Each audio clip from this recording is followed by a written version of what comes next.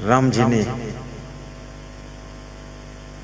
उनको सपना दिया कि भरत सबको सुलाकर सोना, और माताओं के चरण दबाया जाकर के, कौशल्या के चरण दबाया। देखो ध्यान रखना पड़ता है, भरत की सगी माँ कैकेयी है, लेकिन कौशल्या के पहले चरण दबाया। राम की सगी माँ कौशल्या है, लेकिन राम पहले जाकर के कैकेयी से मिलते हैं ताकि मन में भेद न हो जाए। इसलिए जो थोड़ा दूर का है उससे पहले मिले, जो अपना है सेकंड नंबर पर उससे मिले, नहीं उसके मन में भेद हो जाएगा। वो सोचेगा कि अरे अपनी माँ से देखो मिला, पाँव छुआ, हमारे पास बाद को आया है, पहले उन्हीं से मिल लो। बैलेंस बनाना सीखो। परिवारों में बंटवारे क्यों होते हैं? इसी कारण होते हैं।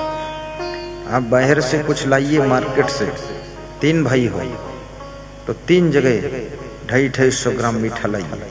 पहले छोटी वाली जो छोटा भाई है उसकी पत्नी तक पहुंचा दो, फिर सेकंड नंबर वाले बात को अपनी पत्नी को दे दो। नहीं तो क्या उसके भेद हो जाएगा कि अपनी पत्नी को पहले दे दिया और मेरी पत्नी को बाद को दिया। अपने बच्चों को बाद को दो, पहले भाई के बच्चों को दे दो। अगर परिवार को जोड़कर चलाना है तो। सीतापुर जिले में एक सज्जन कह रहे थे, मेरी वाइफ और मैं इतना ढंग से परिवार चलाया, जो भी कपड़ा होता है सबसे पहले हमारी वाइफ जो है अपनी देवरानियों को दे देती है, उसके बाद जो शेष बचता वो ले लेती है, और मैं भी अपने भाइयों को पहले चांस देता हूँ कि आप ले लो, तभी इस परिवार को चला पाया हूँ। ऐसी गरीबी थी, हमारे पिता मजदूरी करते थे, भूखों मरते थे। आज इस गांव के सबसे धनवान व्यक्ति हम हैं, क्योंकि जहां सुमत है वहीं संपत्ति रहती है, जहां आपस में प्रेम होता है वहीं लक्ष्मी निवास करती है। तुम्हें और ज्यादा कुछ करने की जरूरत नहीं है। पति पत्नी प्रेम से रहो तो सब धन दौलत भी हो जाएगी। गुरु शिष्य प्रेम से रहो, बहुत धनवान हो जाओगे। बाप बेटे प्रेम से आपस में रहो, देखो धन किधर से बरसता है, मिट्टी छुओगे सोना बन जाएगा। देवरानी जेठानी प्रेम से रहो, घर में कोई कमी नहीं रहेगी। इतने घर बन जाएंगे घर में सोने वाला कम हो जाएगा। प्रेम से तो रहो। थोड़ी थोड़ी बात के लिए, थोड़े थोड़े कार्यों के लिए आपस में राग द्वेष करना, ईर्ष्या करना, एक दूसरे की निंदा बुराई करना, झगड़ा लड़ाई करना, तनाव करना, तकरार करना, गाली गलौज करना, तू मैं करना, छोटी छोटी बेईमानी करना, चालाकी करना गलत बात है। ईमानदारी रखो। ईमानदारी स्वयं एक धन है, ये छोटा मोटा धन नहीं। आज तुम्हारे देश के प्रधानमंत्री हैं, उसके पास में ज्यादा पर्सनल प्रॉपर्टी नहीं है, लेकिन सबसे उच्च पद पर वो बैठा हुआ है।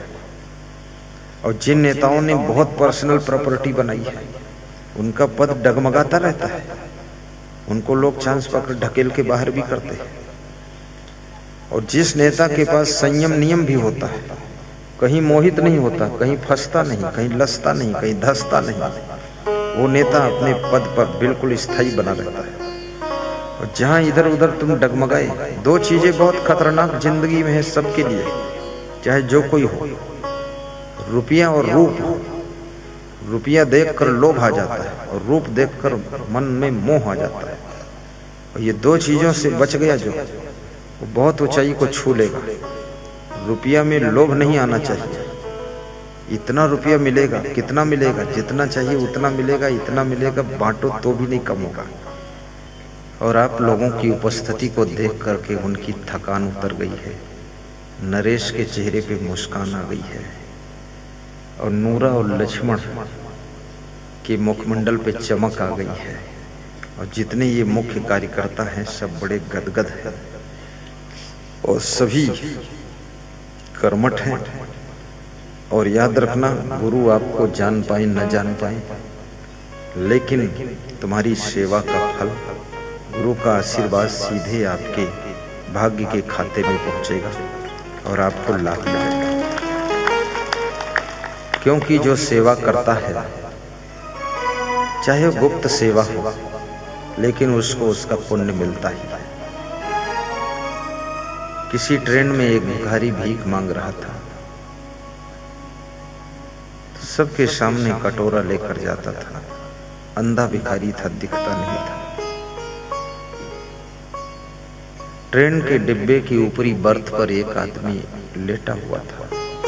उसने 100 का नोट निकाल करके उस भिखारी को दिया, तो उसका हाथ वहां कटोरे तक पहुंच नहीं रहा था।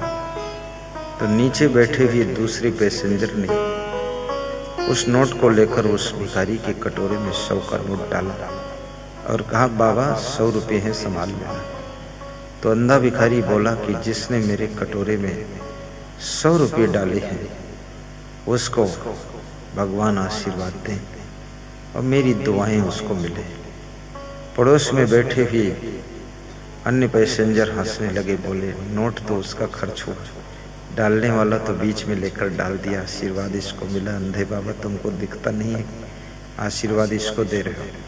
तो अंधे ने भिखारी ने कहा, मैं अंधा हूं लेकिन मेरा आशीर्वाद अंधा नहीं है, वो सीधे वहीं जाएगा जिसकी जेब से नोट निकल कर आया है, बीच में रुकने वाला था।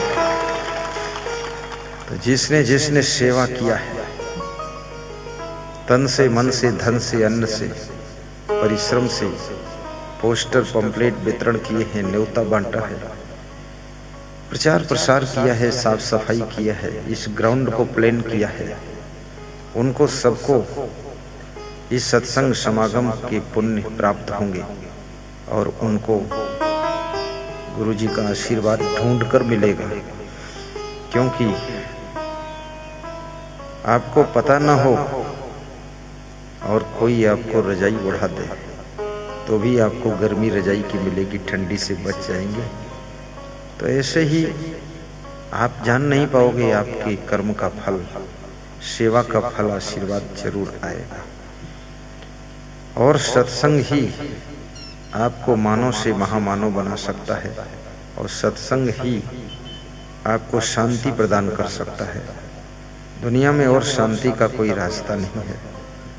जब भरत जी ने सबका शोध ले लिया और शत्रुघ्न से कहा कि माताओं की रक्षा में तुम रहो, तो माताओं के पास में शत्रुघ्न की ड्यूटी कर दी।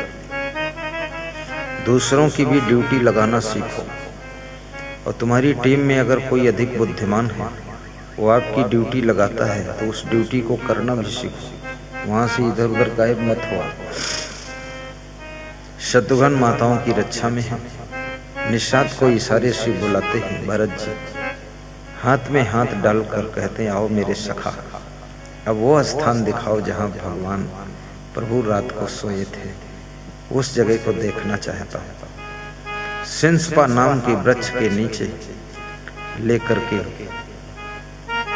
निषाद राज भरत जी को जाते हैं और कहते हैं, इसी वृक्ष के नीचे प्रभु सोए थे।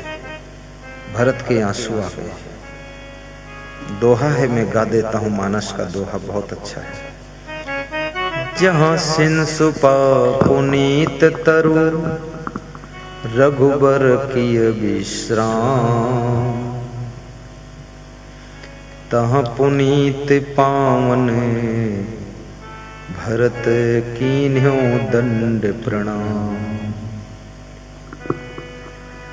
उस वृक्ष को भरत जी ने प्रणाम किया, दंडवत प्रणाम किया।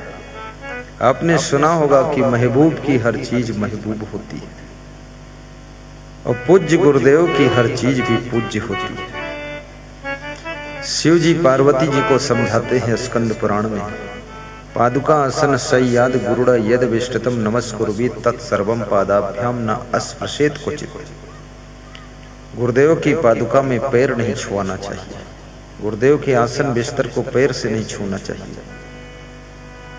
पादुका आसन सय्याद गुरुड़ा यद विष्टतम, जितने उनके अभिष्ट वस्तुएं हैं जो केवल वही यूज करते हैं, उसमें लात नहीं मारना चाहिए। अभिष्टतम नमस्कुर्वी तत्सर्वम, उन समस्त वस्तुओं को भी नमस्कार करना चाहिए, प्रणाम करना चाहिए। नमस्कुर्वी तत्सर्वम पादाभ्याम न अस्पृशेत क्वचित, और गुरु के पैर में भी अपना पैर नहीं लगाना चाहिए, ये सावधानी रखना चाहिए। कितने लोगों की विवेक नहीं है तो गुरु को भी धक्का मारकर निकल जाते हैं। अरे देख लो, थोड़ा रुक जाओ, साइड से निकलो। विवेक नहीं है पीछे से गुरु के पैर पर पैर रख देते। नहीं नहीं, भक्ति विवेक पूर्ण होनी चाहिए। गुरु के पैर में पैर नहीं छुआना है, गुरु के पादुका में भी पैर नहीं छुआना है, और गुरु के धक्का नहीं मारना है। इधर ध्यान दो, कहीं कम जगह है वहां निकलो मत, थोड़ा रुको। किसी माता बहन को भी धक्का नहीं मारना चाहिए।